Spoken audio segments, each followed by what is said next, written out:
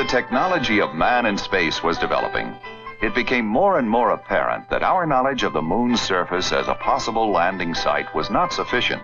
To land man safely on the moon and get him safely off again, we had to know whether we could set up a precise enough trajectory to reach the moon.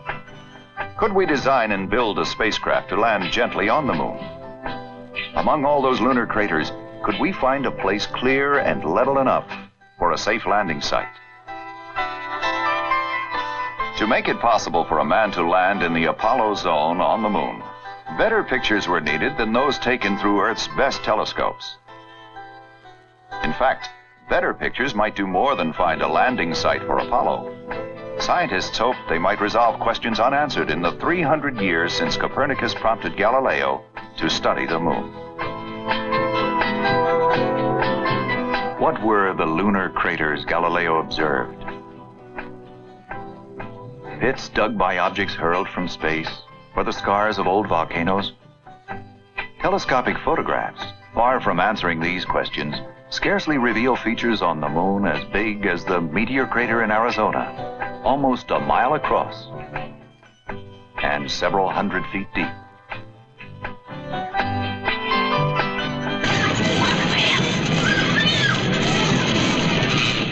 Well, it wasn't easy. But 3 shots in a row hit specific targets on the moon, exactly as they were planned to do. And the photographs started coming in.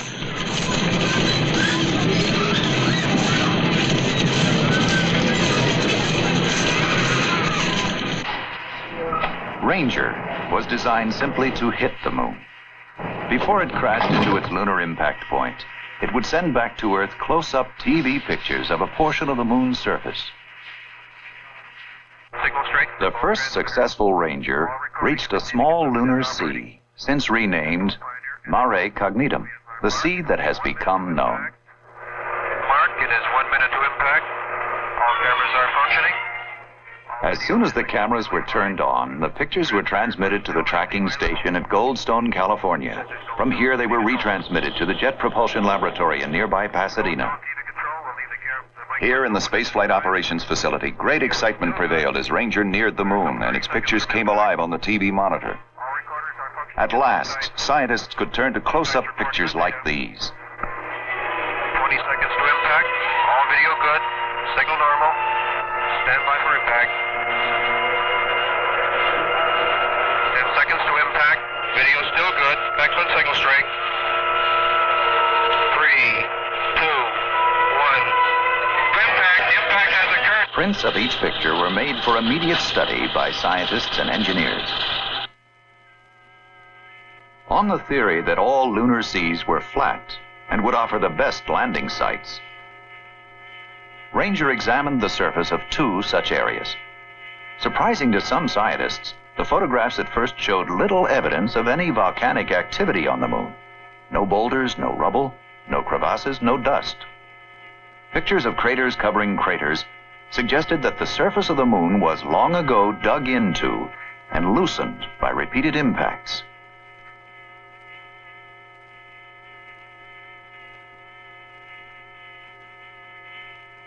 In Ranger 8 photographs, the first signs of volcanic activity on the moon seemed to appear. The lunar landscape Ranger's TV cameras explored was bleak, a flat surface studded with craters. Some are miles across, others no bigger than a washtub.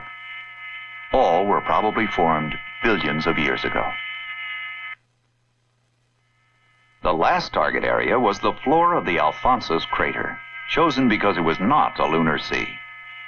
There was a lot of interest in the dark, smaller craters within Alphonsus, which might explain more about the forming of the lunar surface. On the Alphonsus floor, new signs of variety on the moon's surface began to appear. Craters caused by volcanoes, long since dead. But the evidence from these photographs raised more questions than the pictures answered.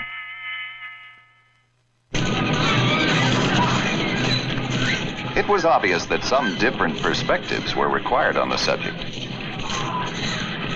Perhaps a new camera, one that could get very, very close. and another to cover a lot of ground in detail.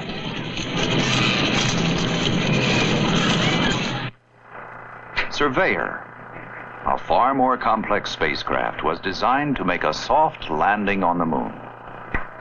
But once safely down, it would also send back TV pictures of a possible Apollo landing site. The first Surveyor worked perfectly, made its planned soft landing, and sent back more than 11,000 pictures of a small area in the ocean of storms. Surveyor's moon was dark and relatively smooth,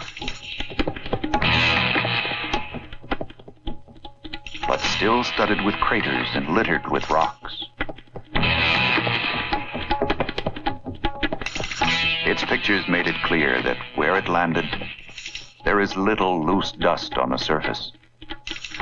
But neither is this surface hard. It seems to behave much like earthly soil, and will certainly support the weight of a manned landing craft.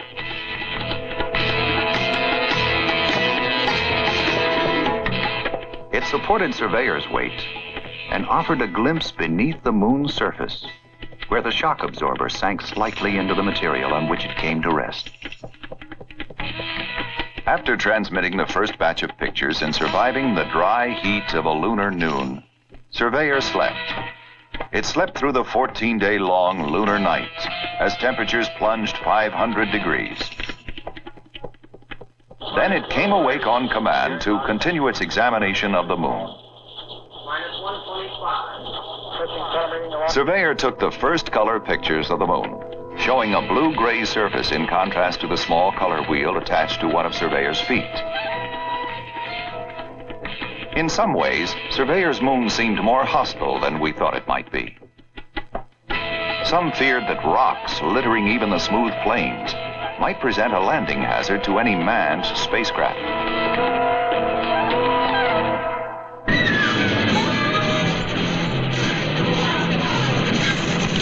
Well, the apple that started all this was still there. Our pictures were beginning to give us some of the answers we needed, but our coverage was spotty. We needed more pictures, more detail, more information. It hadn't been simple to hit the moon with Ranger, and soft landing Surveyor had been exceedingly difficult. Lunar Orbiter presented a set of problems different from Ranger or Surveyor. It was designed to circle the moon with a pair of cameras to photograph large areas of the Apollo landing zone and give good close-up pictures of many possible landing sites. Somebody called it the flying drugstore because it develops its own film. The spacecraft also carries an electronic readout system to scan its photographs and send them back to Earth. Lunar Orbiter was an impressive advance in lunar photography.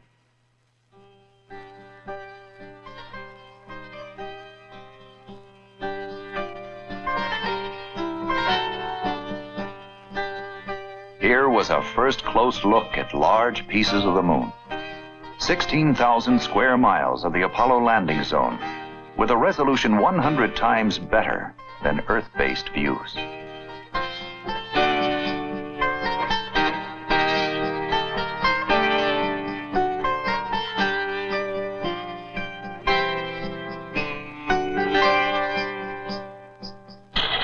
For the manned lunar landing, scientists hope to find a string of sites in groups of 3.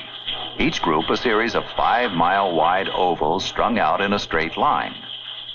Each site would have to be crater-free, have no large boulders, and no surface slope steeper than 7 degrees.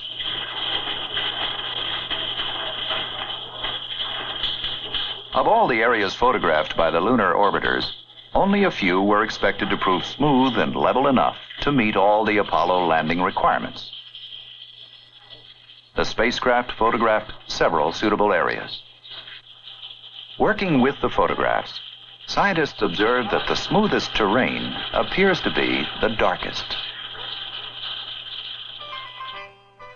Using degrees of brightness as a yardstick has made it possible to measure the roughness of the moon's surface. Really smooth areas are hard to find.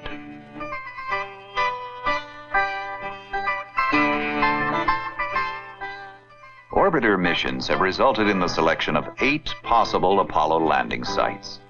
The most promising seems to be a broad plain on the southeastern part of the Sea of Tranquility, just east of the crater Maskelyne D.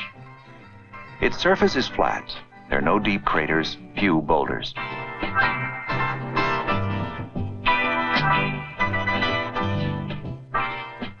The other 7 sites stretch along the equator from the Sea of Tranquility to the Ocean of Storms.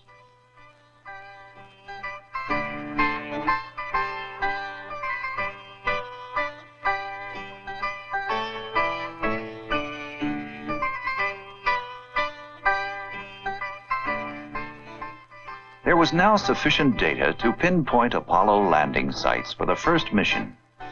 In terrain like this, the first lunar landing craft will touch down and man descend to take his first exploratory steps on the moon. Orbiter also photographed the far side of the moon and found it to be even more heavily cratered than the face. These were bonus shots made because the cameras had to be in continual operation until all the film was exposed.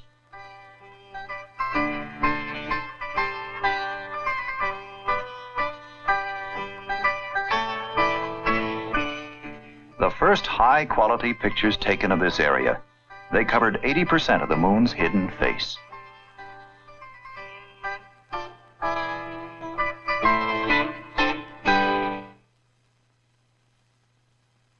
One of Orbiter 2's bonus pictures was a shot of the crater made by Ranger 8 when it impacted the moon.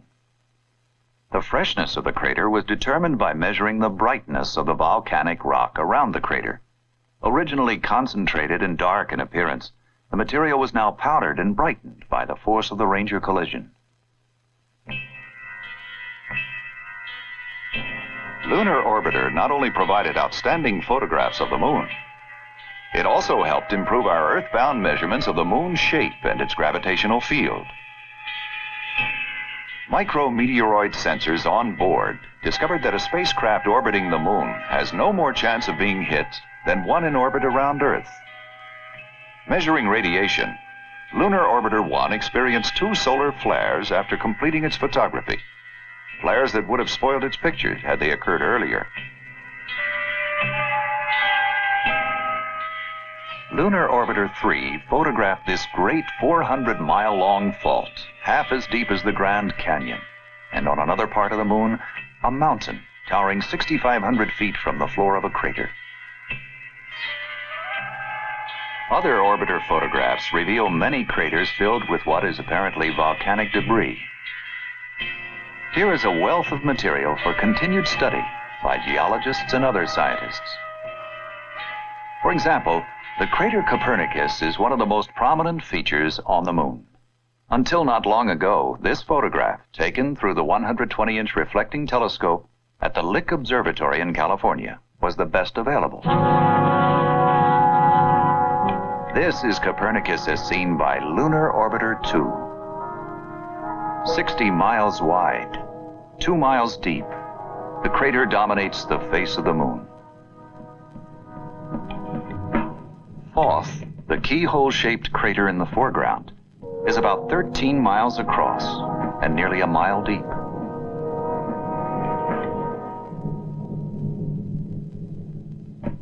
Thoth is 33 miles from Copernicus.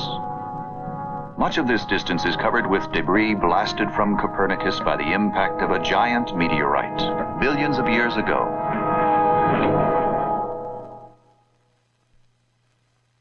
Rounding the back shoulder of the moon, one orbiter got an exceptional shot, the first photograph of Earth seen from outer space. From afar, Earth seems shrouded in clouds, much as Venus has always looked. To scientists, this photograph suggests that Venus may not be hidden beneath a perpetual cloud cover. A TV camera close enough to photograph Venus may find holes through which to see this planet with greater clarity. who knows what a closer look at the evening star will bring? What answers may be found? Or what new questions man may have to ask about the nature of the universe?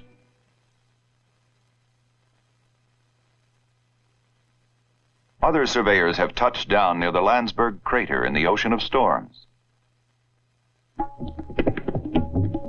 and in the Sea of Tranquility, pressing their unmistakable footprints into the lunar surface. Like their predecessor, these surveyors took a good look at themselves and then turned their television cameras on the lunar countryside.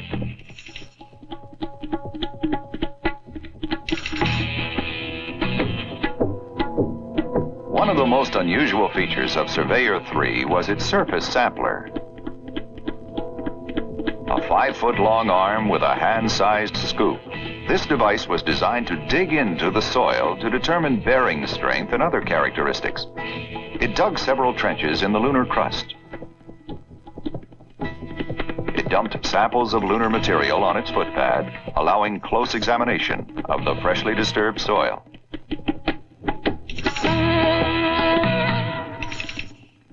In other tests, the scoop was deliberately dropped on the surface, and pictures taken of the resulting dents and cracks. Another surveyor experiment used this alpha scattering device to determine the chemical composition of the lunar soil. At one point, surveyors' cameras interrupted their look at the moon to record this event, an eclipse of the sun by the Earth.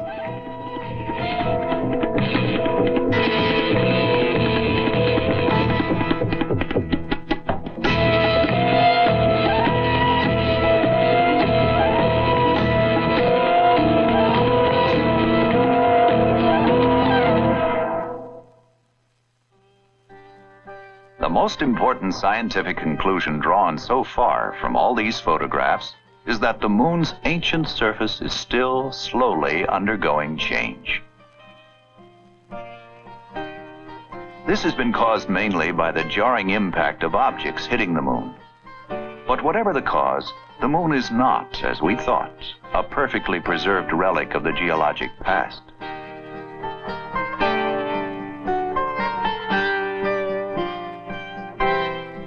Lunar Orbiter has extended the mapping of the moon to the far side, so that features there could be accurately located.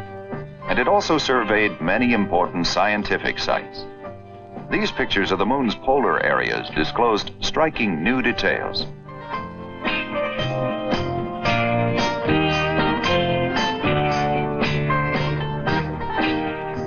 This is Oriental Basin, on the extreme western edge of the moon's disk, and stretching 600 miles in diameter. The mountains surrounding the basin are among the most massive on the moon, rising some 20,000 feet above the surface.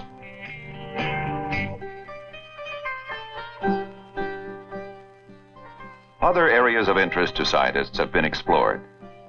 What are the changing red spots that have been seen in Aristarchus? What makes the crater's walls so bright?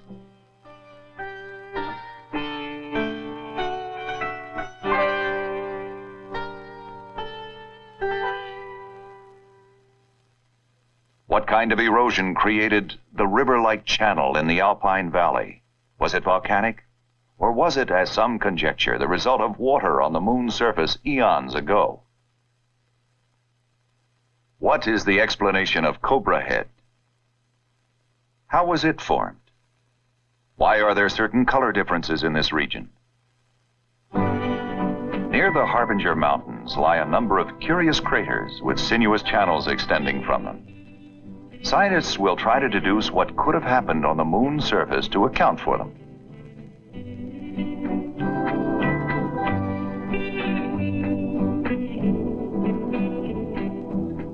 Because of the astonishing detail of pictures like these, the yield of information is great. For example, this rock is 75 feet across. From the picture, it is possible to tell that it rolled downhill some 900 feet, scraping away the lunar topsoil. This rock is only 15 feet across, but it too left a trail that can be clearly seen.